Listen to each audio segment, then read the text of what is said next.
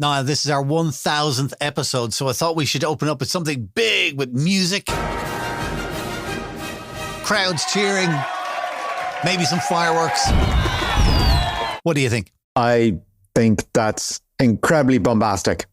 Why not? Hi, I'm Artemis. I am a computer-generated AI voice, and you're listening to Tech Radio. 2006 was a world before Android or iPhones. Social media was ruled by MySpace, and we had never heard of Netflix. The cloud was a little white fluffy thing in the sky. The hot tech toys were Nintendo Wii or the Motorola flip phone. And in a studio in Ireland, a little podcast recorded its first ever episode. Since then, we've been here with you online and with RT's digital station, RT Radio 1 Extra, giving you the latest in tech from Ireland and across the world. My name is Dusty Rhodes, and the man who joins us every week with the knowledge is our editor-in-chief, Niall Kitson. Niall, we've interviewed so many people over the years. If you only had to pick one as your favourite, who would it be? Oh my goodness, only one. Well, in terms of cultural impact, I would have to say John Romero. I mean, for anyone interested in gaming journalism, because he was a journalist before he was a game designer, you have to go back to Doom. It's patient zero when it comes to first-person shooters. And, you know, just a great guy to talk about computer games. And, of course, he's based in Ireland, so that's kind of nice. The guy that I would probably list would be Reed Hastings, and he is the CEO of Netflix. And when they came in and met us in Ireland, it was kind of a new thing. It was like, hey, that's kind of neat. Never thought it would end up being one of the top 10 global names in tech. I probably should have given him a longer interview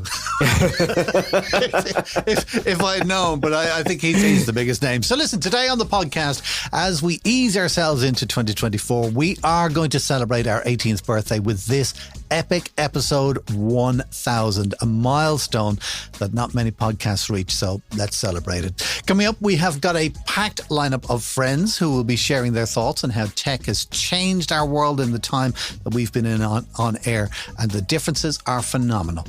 And we'll be talking about huge changes we've seen in finance, social media, travel, entertainment, virtual reality, and more, along with some of the influential people who have shaped our world since 2006. Some you might expect, some you might not. So get ready for an hour of amazing tech nostalgia. Let's go. From techcentral.ie, this is Tech Radio, episode 1000 with Dusty Rhodes and Niall Kitson.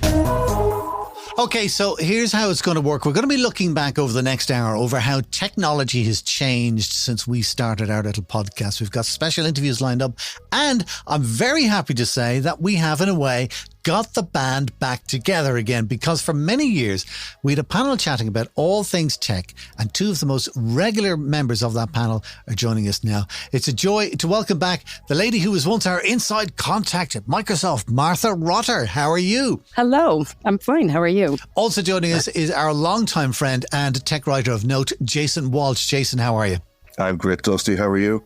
Good, thanks. So listen, let's start off with a biggie. The most influential person of the last decade or two. I mean, there's so many to pick from. Mark Zuckerberg, Steve Jobs, Elon Musk, Steve Ballmer. Niall, you're our editor-in-chief, so I'll leave it to you to lead off the pack. Yeah, I'm gonna start with a particular phrase that might ring a bell, might not, but I'm gonna say developers, etc., etc., etc. Steve Ballmer, the charismatic former CEO of Microsoft.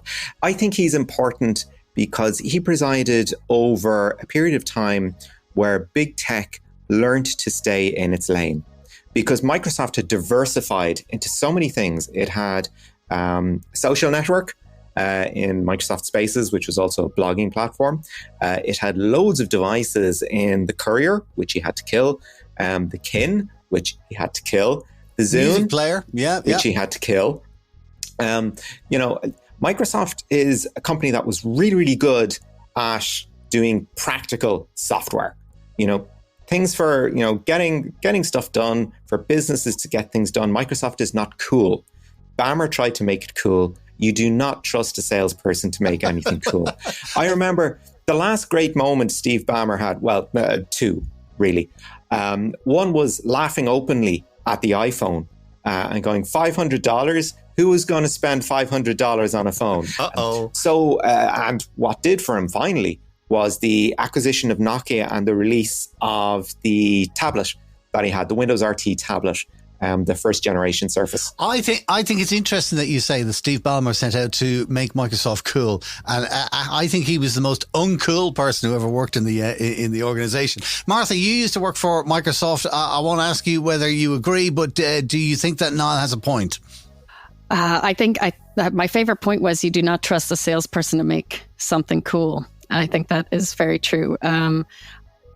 When I worked for Microsoft, I think he was a beloved leader for his enthusiasm and for he would be flown around the world to close deals because no one could say no to this guy. He was an amazing, amazing salesman, and that didn't really translate to selling the whole world and the consumers on the tech. It did translate into business deals. So he was a great person for a lot of the roles that he had, but business to business was where he excelled, whereas business to consumer. And I'm just thinking, because you're all giving out about, salesperson, Steve Jobs was the ultimate sales stroke marketing person. And he knew, well, I would imagine from what I've read of his book, he knew very little about tech. He knew kind of what was possible, but he didn't actually do the day-to-day kind of designing or coding or stuff like that. But he succeeded in making it cool, whereas Steve Ballmer didn't. The Battle of the Steves, there's a book in that. Tell me, Jason, what about you? Who do you think is the most influential or non-influential person or overhyped person since 2006? Well, I've developed an unexpected soft spot for Ballmer now in more innocent days.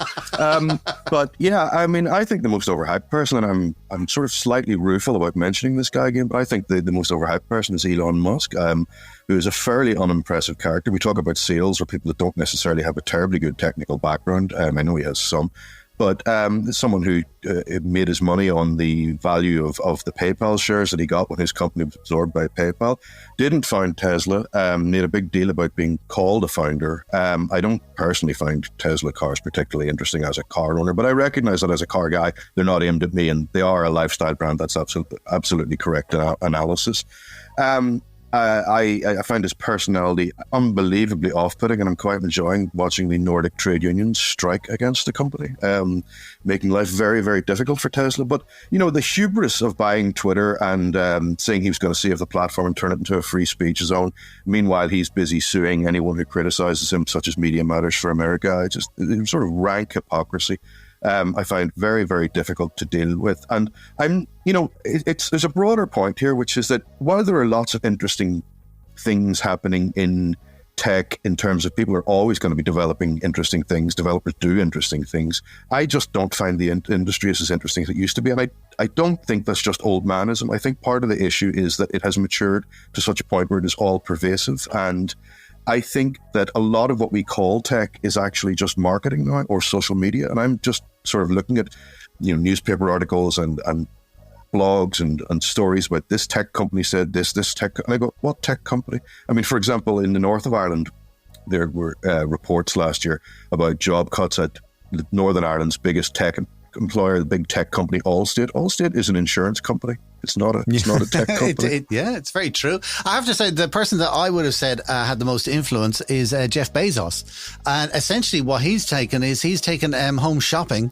to the next level. And we had home shopping all through the 80s and the 90s, and then TV channels in the middle of the night, hawking all kinds of stuff. He's just taken that and elevated it to an art. And I love systems, and I love efficiency, and I love good salesmanship, and I think that Jeff Bezos has just kind of encapsulates all of those three things. And the only thing I don't like about Jeff Bezos is that he didn't call me in the year 2000 and say, buy some shares. Because listen, we'll have more from the panel later. We still have to talk about money and entertainment. Hello, agus cóhordichas. This is Fiach Machanil, CEO of the Digital Hub in the heart of the Liberties in Dublin, wishing huge congratulations to Niall and Dusty on reaching 1,000 episodes of Tech Radio. This is Patricia Moore from the Irish Space Association. Congratulations on reaching 1,000 episodes of Tech Radio. This is Kieran Shoiga, Deputy Director General of Science Foundation Ireland. Congratulations to everyone at Tech Radio on reaching the milestone of its 1,000th episode, and good luck for the future and the next 1,000 episodes. Tech Radio 1000. The humble PC may not be our direct link to the internet anymore, thanks to smartphones, but they still can't be beaten as productivity tools. To find out more about what people think about computers in the mobile age, Niall Kitson had a chat with Laptop Lab boss Colin Baker. When going shopping for a PC or, a laptop or what have you, people do have the shopping list sort of beside them. We need, 512 gigs of storage. It has to be an SSD, etc. What would you regard as being those sort of major milestones that people pay attention to when they're putting together that shopping list, and perhaps how it's changed over time? I mean, were people always as obsessed with RAM, or is this just a function of when they noticed there was more on their smartphones than in their PC? Good question. Well, you've got very different types of consumers and customers. And there are certain things in the consumer space that people are very familiar with. And when you're looking at a shopping list or a spec list in in one of the big technology sheds, if you like, the Currys or that of this world, you'll find that some of them, you've got your leading points, your processor. People will know i3, i5, i7. But what they don't often realize is the generations. They've been out for many, many years. So when you've got your i5, you could have a second-gen i5 processor from the early noughties. And you think, I'm doing okay. I've got an i5 processor. They vary significantly over their iterations and over time. People know RAM very well. Obviously, nowadays, 8 gig is about the baseline, 16 gig is ideal, and then you go up from there.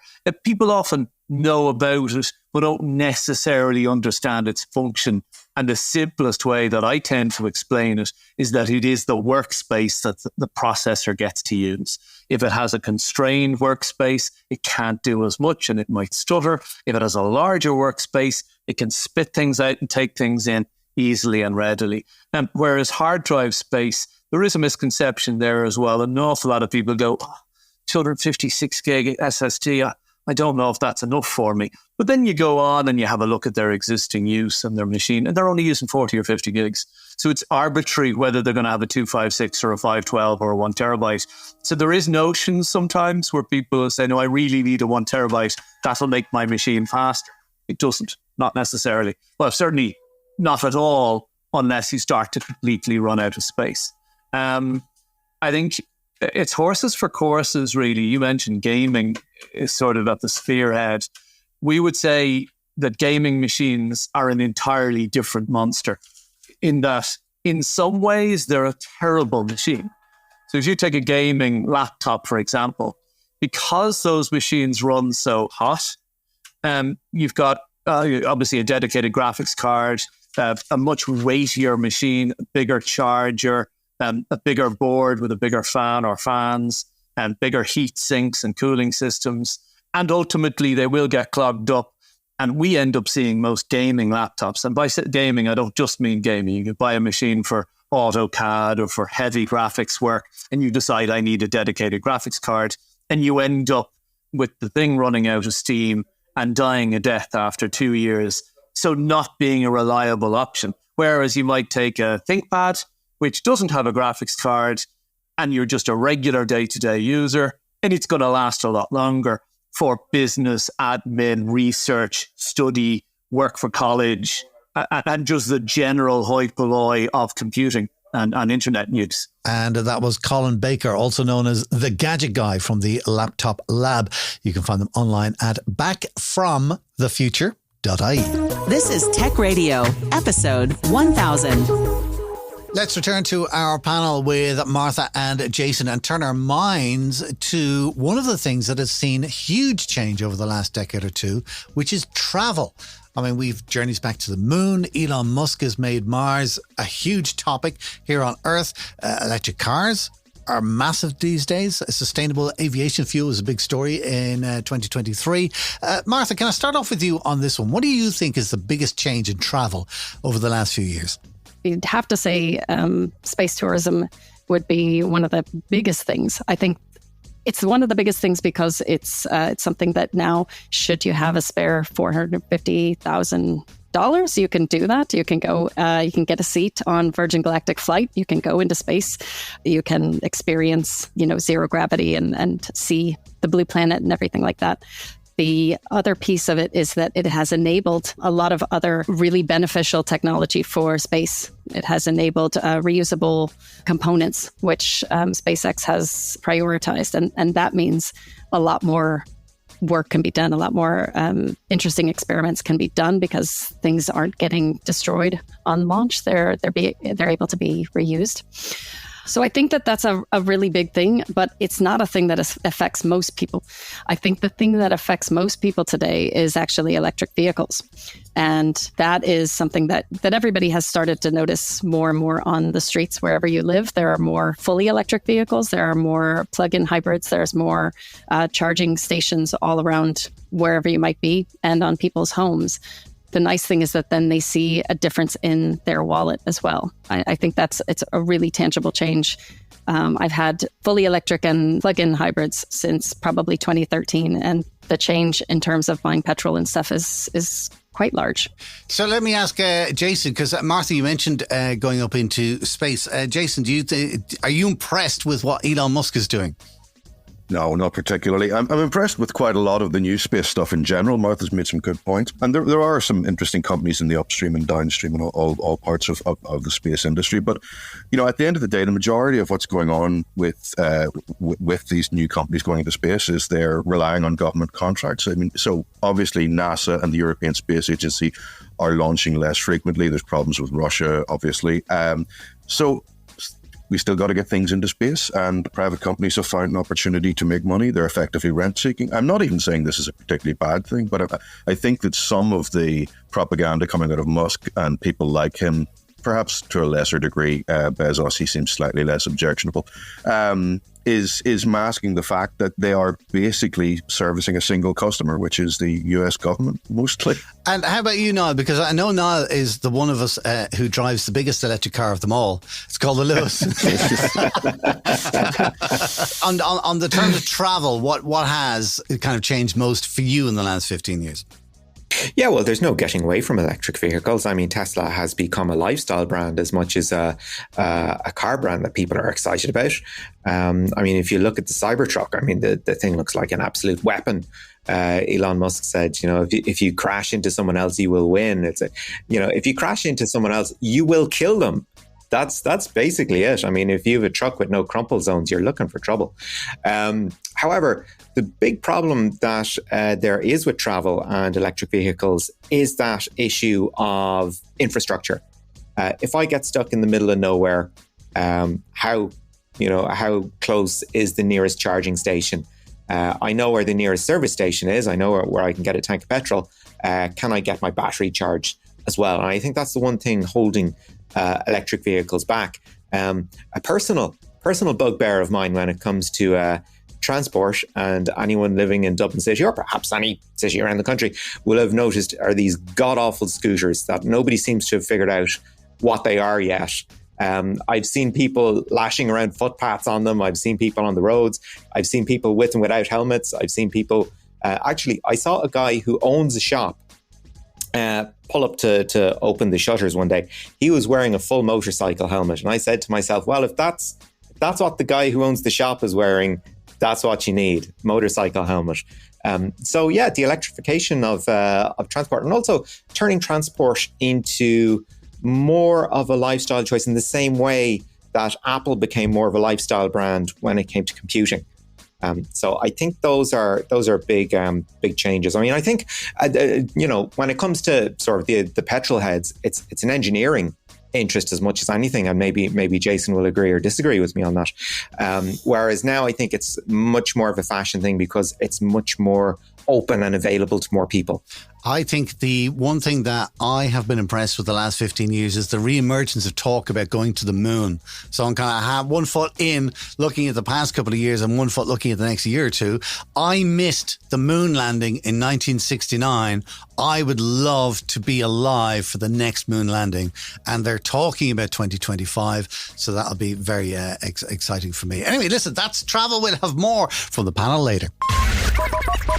Hi, this is Mary Cahalan, head of the BT Young Scientist Technology Exhibition. I just want to say congratulations to Niall and Dusty on their 1000th episode of Tech Radio. Well done. Mark Kelly here, founder of AI Ireland. Congratulations on your 1000 episodes. Fantastic work. This is Lorna Jennings, Managing Director of Hanover Communications. Congratulations to Niall and Dusty on reaching 1000 episodes of Tech Radio. Tech Radio 1000. Another huge story over the last 18 years has been cyber security. From tightly managed state-sponsored cyber armies to hacktivist collectives, security threats come in many varieties. Brian Honan is CEO of BH Consulting, and he had a chat with Niall Kitson about the changing face of security over the years, starting with a group who shall not be named. Yeah, I think that we've always had hacktivism around. So you would have, even before Anonymous, you would have groups who would be hacking websites based on maybe a political motive or an ethical motive. So, for example, you might be hacking a certain country's website in protest against their international work or whatever they're doing. So, for example, it was quite common over the years for websites based in Pakistan to be attacked by pro-Indian activists and likewise Indian websites to be attacked by pro-Pakistan activists. Similarly, even today, we have ongoing attacks against Israeli websites, and we've got ongoing attacks against Palestinian type websites or sites that support those causes. And that has always been the case. I think what Anonymous brought to the table was, they were very much better organized. And I think, for want of a better phrase, they had a much better marketing department than many other activist groups. They were very good at using Twitter and social media to promote themselves and to promote the work they've been done. So typically, other hacktivist groups would have defaced a website and would have left it at that, whereas Anonymous, Lulzsec and others would have compromised a website, boasted about on social media, but in a humorous way, in a very engaging way, and got a big audience as a result. But they would also publish the information as well. So if they got sensitive information, they publish that online as well to augment or reinforce their messaging. So the motivations probably haven't changed a whole lot, as you said, Niall, but the sophistication of the attacks may not have been overly sophisticated, but the methodology they used to promote the attacks and how they did it, it's still a lot of things we're dealing with today. It's social engineering, it's password reuse, it's lack of patching of systems. And that's how Anonymous did it. And they also created this mythology about their group being huge worldwide and that everybody was in it, from people working in government to people working within the police, working within law enforcement, working within the data centers. So who could you trust? And, we are everywhere. So it was a very good, it wasn't just hacking computer systems, it was hacking social media from a publicity point of view, and hacking and social engineering people's minds into believing that they were bigger than they were. And that was Brian Honan from BH Consulting. You'll find him at bhconsulting.ie. And we'll have that full interview for you on the podcast in the coming weeks. Share the knowledge and invite a friend to listen. Search Apple, Spotify, or YouTube for Tech Radio Ireland. Let's talk about money and how our financial world has changed over the last 15 years or so. I mean, we've got Bitcoin today. We've got a Stripe for doing business with. You've got Revolut for your day-to-day kind of banking kind of things. We've all kinds of mobile bank apps.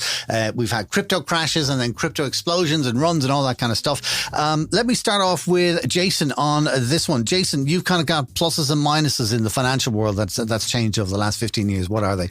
Yeah, I mean, what's important to understand about the last 15 years is it's been a zero interest rate environment effectively constantly, but it's not that anymore. So what has been happening in the last 15 years is a lot of things have been inflating. People have felt like they've been able to make no money with, traditional savings. They shoved it into other places.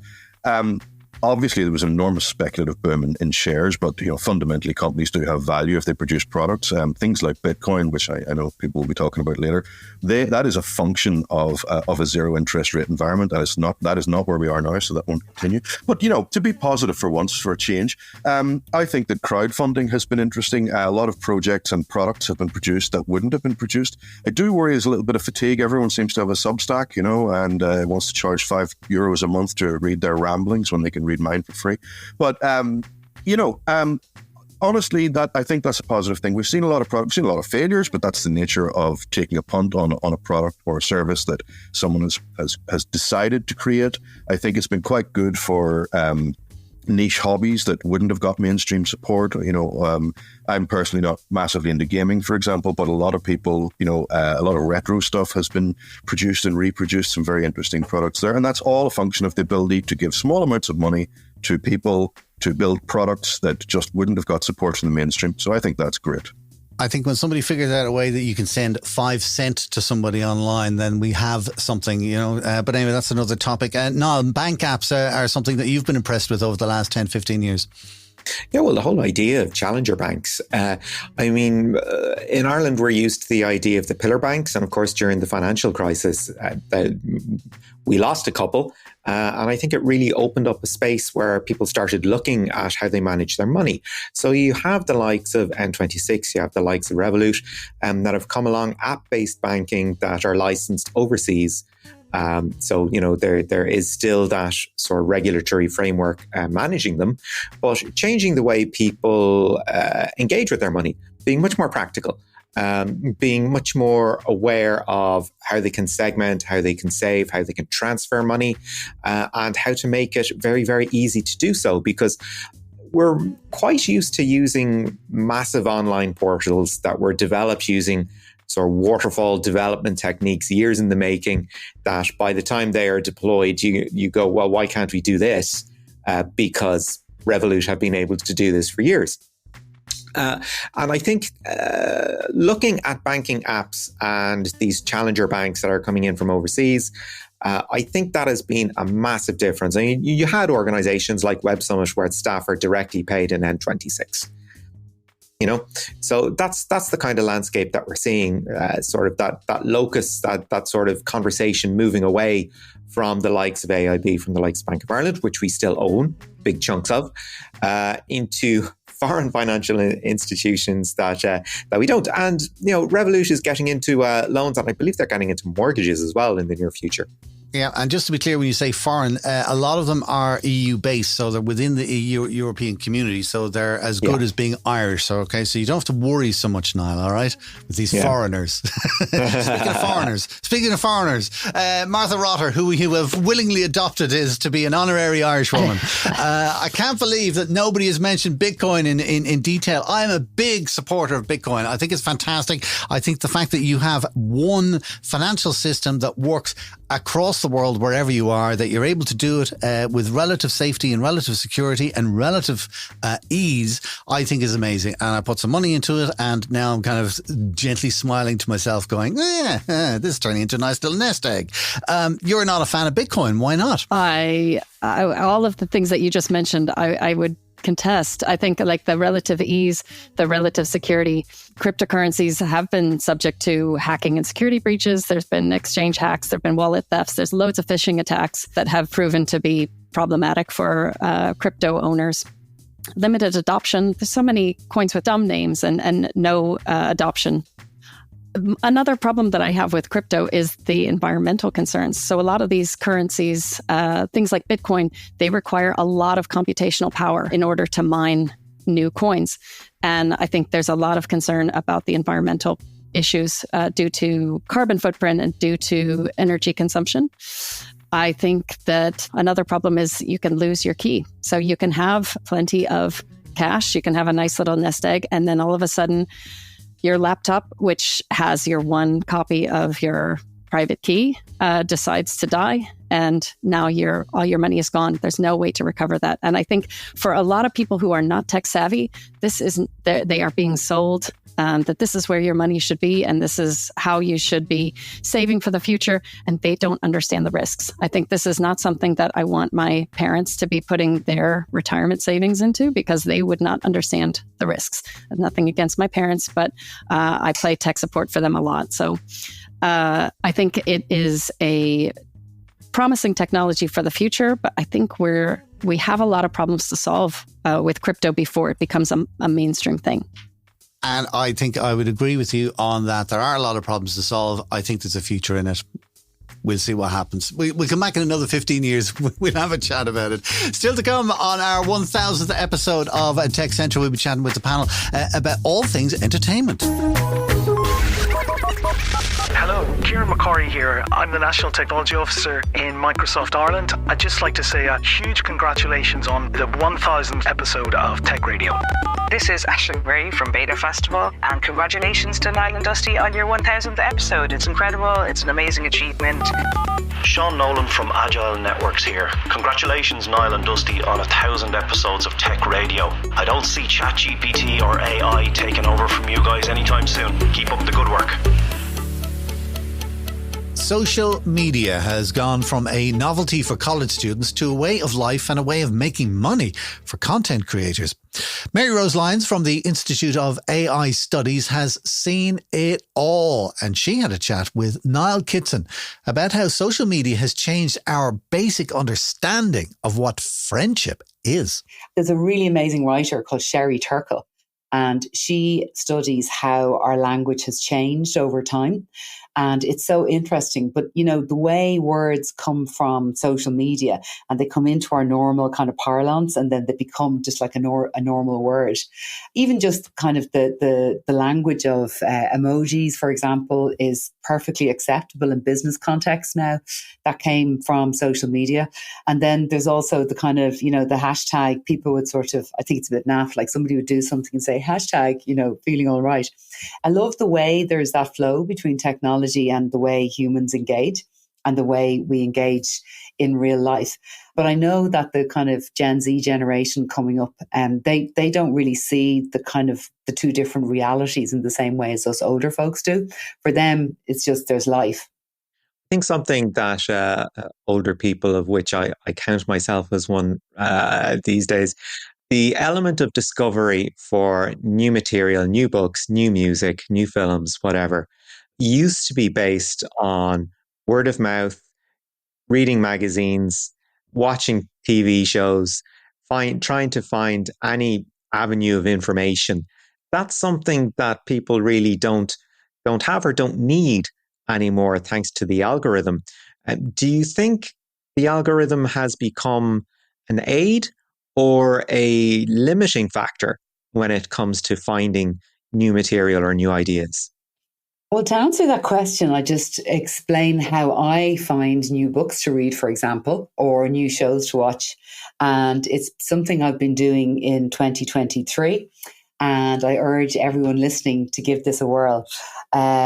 Screw the algorithm. Don't have the algorithm tell you what you're going to read, watch, do, say, where you're going to go on holidays anymore. But instead, go over to ChatGPT or Claude or Bing or Bard or any one of these new generative AI large language models. So what I like to do is to put into one of them, the following are my all-time favorite books.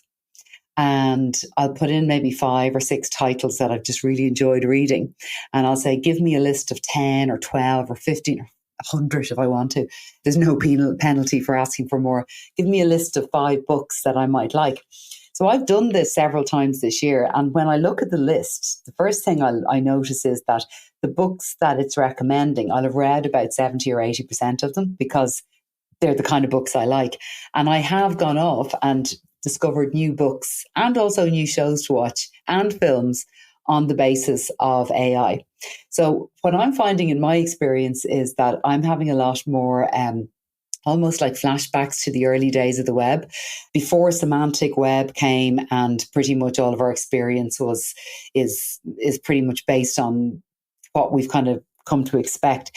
It's not like that in AI. You're still getting those kind of random crazy items, particularly in the world of text to video. When you do a text to video on an app like, say, Runway, for example, you can get these crazy looking outputs, and it just delights me that that's still possible in our game. It hasn't been ironed out yet, and hasn't been algorithmed. Is that where that sort of mid 2000s energy for social media has now migrated to? Yeah, I would say so. There's a lot of people who are probably sick and tired of it. Like, the fact that, Instagram is this kind of like beautiful, beautiful world. TikTok is great. It's a lot of fun, and it can be it doesn't have to be as perfect. LinkedIn is, the I'm so proud. So if you don't want to be engaging in any of those spaces, maybe create your own space. Go and have conversations with AI and learn something, or ask it questions, or ask it to kind of be your coach, ask it to be your life coach. Ask it to critique your long-held ideas about a particular point in the style of Freud, or, for example.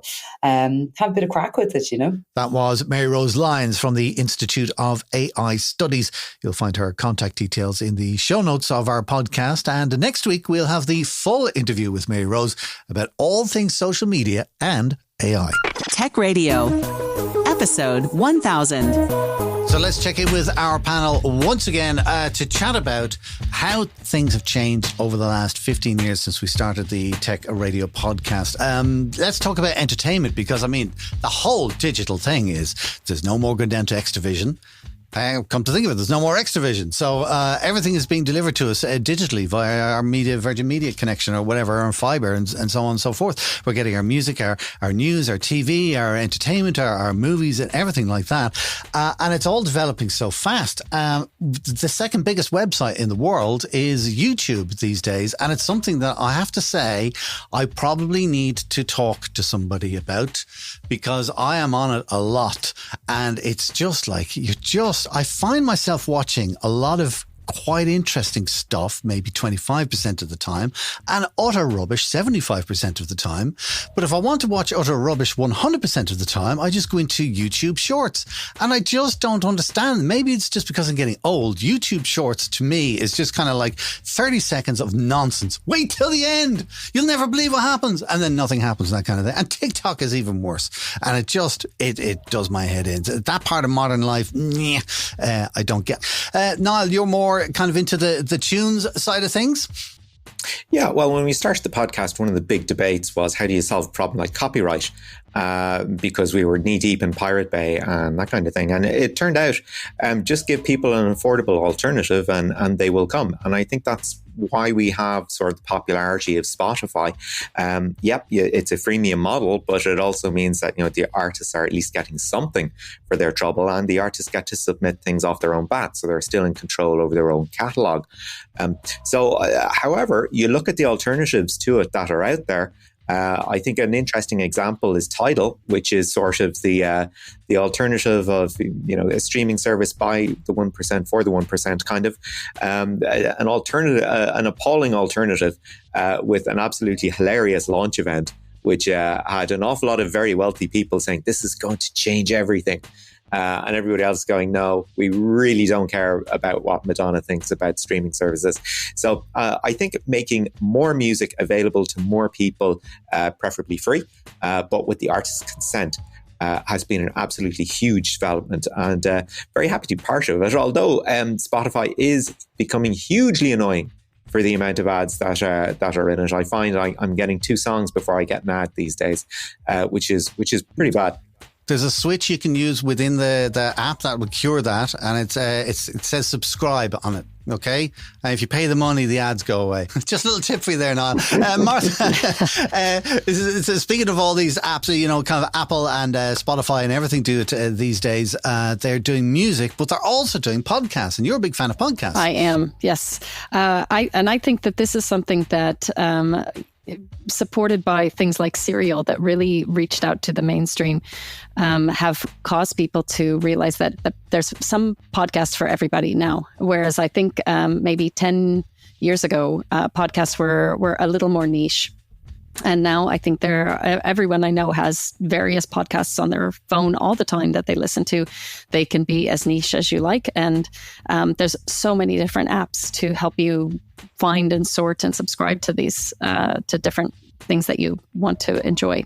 You can also, if you find a podcast that you like and you want to support them, lots of them now have really easy ways to support them through something like Patreon or lots of different, micropayment subscription services or one-time donations. And I think that that's also a good way for people to feel like they're helping the podcast that they enjoy to stick around.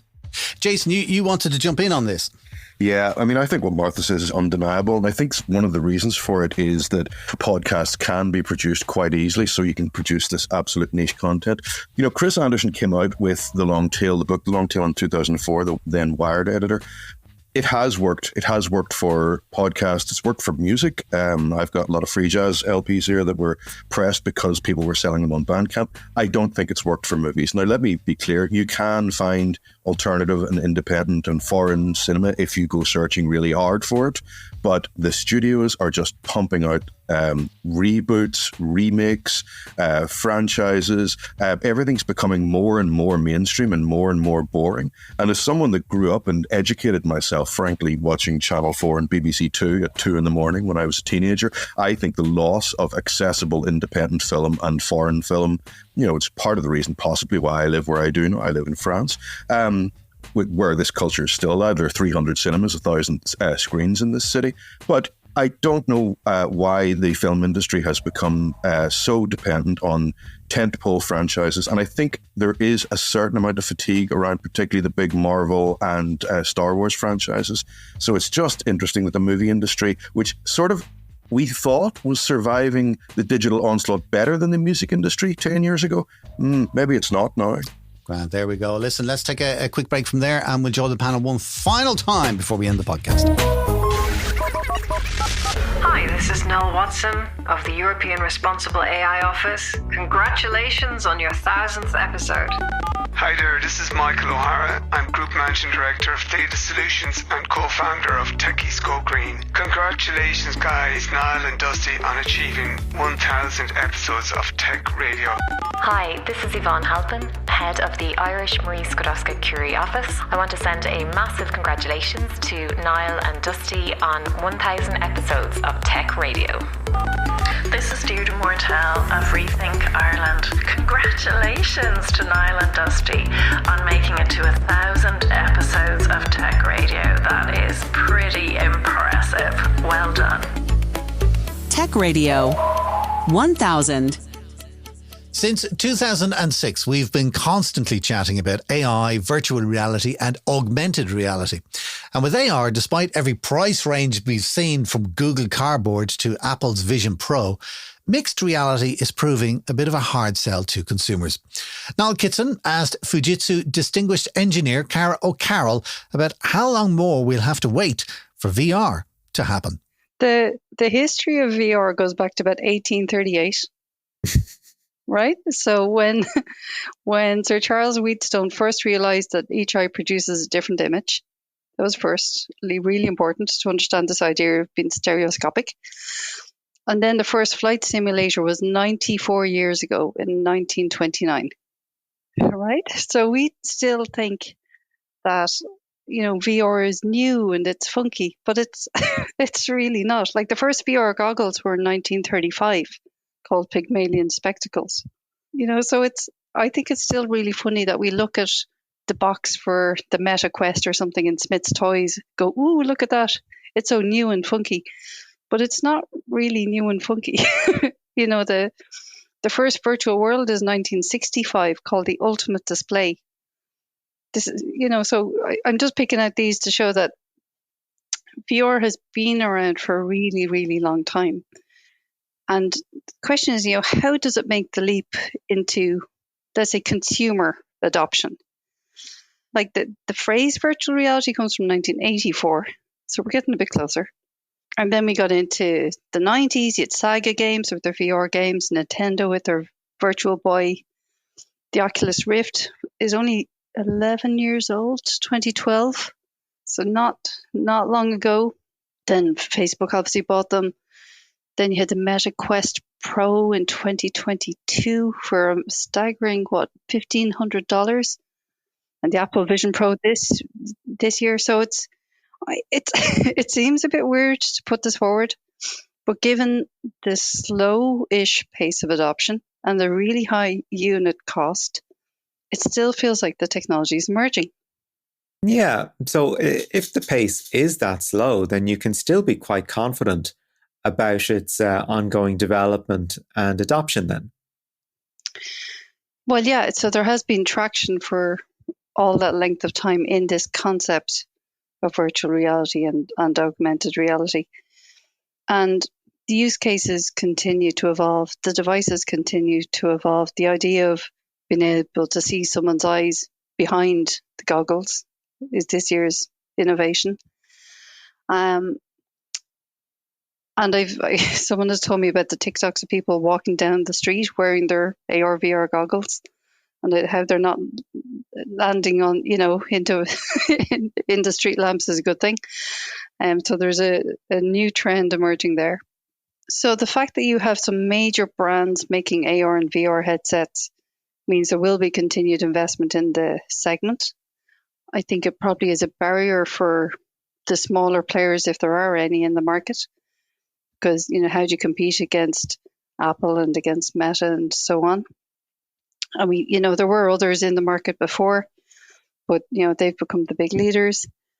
There will just be more and more development. I think they'll probably make the headsets lighter ultimately and easier to wear and have more options. And chatting with a colleague about this, we were talking about the idea of the assistive touch that you've got with the Apple Watch now, the ability to make gestures and do commands by putting your thumb and forefinger together or clenching your fist.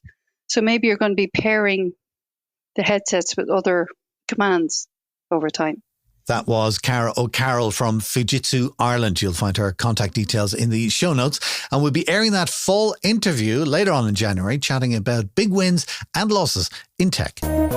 This is Tech Radio with Dusty Rhodes and Niall Kitson. A last stop in with our panel then for today with Jason and Martha and Niall. And I suppose I kind of want to just keep something with Ireland related in mind when you're chatting about it. Martha, can I start with you? Because you've come from the States, you've moved to Ireland, you've made it your home here. And as I said, you were working for Microsoft at one stage. There was a proliferation of international companies. How does all that sit in your head and how has it changed? I think the tech, like as someone who works in technology, the tech scene in Ireland and especially in Dublin has just gotten to be so good. When I moved here in 2007, there were a good few big companies, big multinationals like Microsoft and like Google. But now a lot of people have left those companies to start their own things. And because of that good talent, because people have moved here to work for those companies as well. So there's homegrown talent. There's also talent that is coming into Dublin. There's also other companies that have started setting up development offices here. So there's offices for Stripe here. There's offices for lots of different bigger companies that have opened up there, but there's also a lot of really successful startups that were grown in Ireland, like Teamwork and like Log Entries and Intercom, and lots of companies that have built large bases here, have capitalized on the great technology talent that we have in Ireland and built strong companies. And I think that is just a testament to good engineering, good practices, a good environment. So from your point of view, then, Ireland is not just a home for the multinationals. As a result of that, there's lots of the industry is breaking up and spreading out, and it's becoming a tech centre within itself. It could be described as the Silicon Valley of Europe. Yeah, sure. I said could be. Yeah, sure. Niall, listen, we do an awful lot of stuff about the Science Foundation Ireland. How have things changed with them over the last 15 years? Yeah, well, I mean, in order to get to sort of that engineering talent, you've also got to look at what's happening in science and research, SFI being a huge part of that, kind of having an awful lot of influence on the kind of research coming out of Ireland. They're particularly fond of things that can indeed be spun out, or projects that can attract an industry partner. It's a very successful model, in some corners quite controversial because of a perceived lack of investment and support for basic research. Personally, whenever I go to the Young Scientists, I'm always amazed by the standard of projects there. When I was there in my sort of teenage years, things were fairly rudimentary. These days, it seems that when I was growing up, we had bands. When the kids these days are growing up, they've got startups. It just seems that there's this wonderful entrepreneurial aspect to younger people, and this great hunger for science, technology, engineering and maths, which is great news for the talent pipeline. I mean, having a look at CEO points, the sciences are doing very, very well. Unfortunately, the arts are doing not so well, but I suppose that's another debate. So the overall standard of STEM and research in Ireland has just gone through the roof since we've been doing the show, and it's very heartening to see. No, and a lot of that comes through on Tech Radio over the years. We always go down to the Young Scientists exhibition every year, and we have several fascinating interviews every year to do with Science Foundation Ireland as well. So all good. For me, I think that one of the things I'm proudest of being an Irish person over the last 15 years is, we've mentioned Monsieur Musk. Let's not mention him again, but he did set up PayPal and was a terrific success, and he made billions and billions out of it and has been able to go on and do amazing things since. I think we have our Irish equivalent, and it's the two guys from Limerick, the two brothers from Limerick, went up and set up Stripe. And Stripe is now an international player in taking credit card payments on websites. And now I'm not a coder like you, Martha. I dabble, but I'm not a coder. But I can understand Stripe and I can do things very easily, and I'm able to take credit card payments and stuff like that.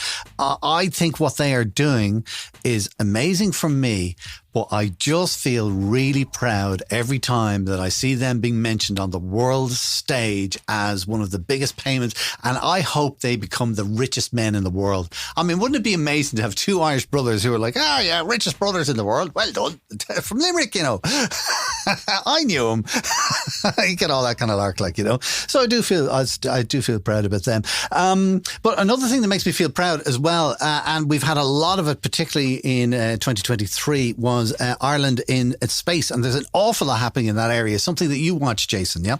Yeah, I mean, I'm not promising you it's going to be the next big thing, but it might be. When I was a kid in the 80s, there was an Oracle office in Blackrock and Apple were down in Cork. But if you told me that Ireland was going to become the epicenter of Europe's tech industry, I wouldn't have believed you. So maybe that'll happen with space. There's really interesting companies like Realtra, Compass Informatics, Icon Geo, mostly in the downstream. So they're dealing with satellite imaging, all kinds of uses for things, strange things you wouldn't think about, how satellites can be used in farming, land analysis, climate, all sorts of stuff.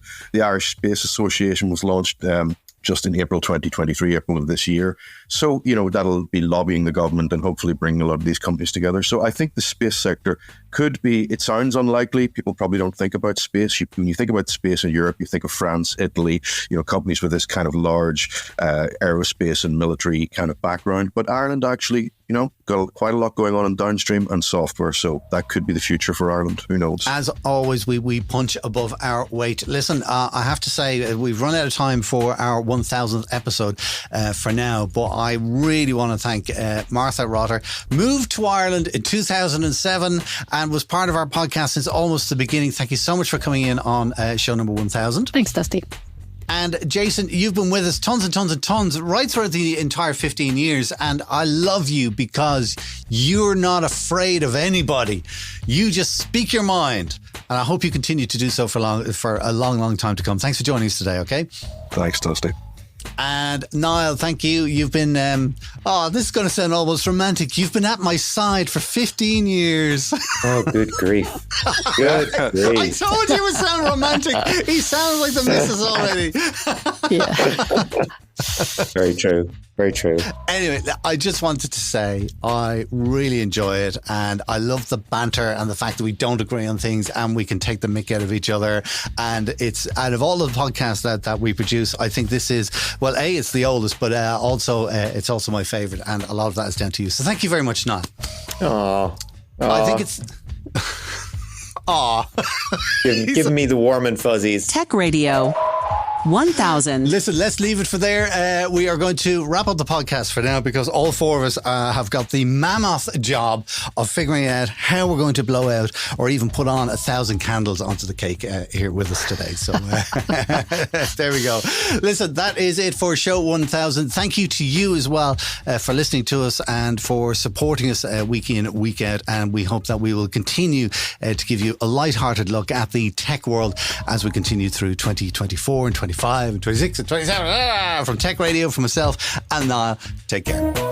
Remember, you can get the latest Irish tech news with hourly updates, daily newsletters, and more at our website, techcentral.ie. Share the knowledge and invite a friend to listen. Search Apple, Spotify, or YouTube for Tech Radio Ireland, or listen with RTE Radio 1 Extra. Tech Radio is produced by dustpod.io for techcentral.ie. From me, Artemis, live long and prosper.